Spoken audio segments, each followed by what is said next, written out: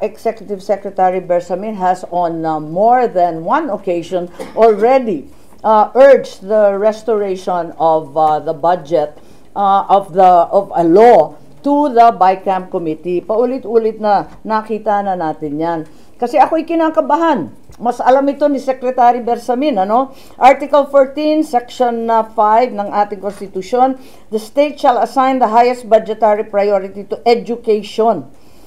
Education talaga napakaliwanag. Ang haba pa, ensure that teaching will attract and retain its rightful share, etc.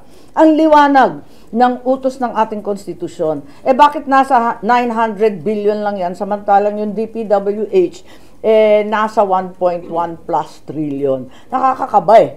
Kaya nananawagan ako, mas kabisado niya yung ating konstitusyon. Huwag naman ninyo ipahamak yung aking kapatid.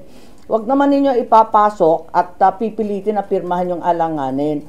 Ako rin ay nakikisuyo sa DBM na huwag tayo mauwi sa sistema ng FLR, yung mahiwagang for later release, na talagang palakasan at lahat ay lumuluhod sa DBM at sa mga bossing ng DBM para makakuha ng project. Kaya nga sinasabi ko, hindi sapat ang line item veto. Kasi malalim at matindi ang mga problema ng very bad budget na ito.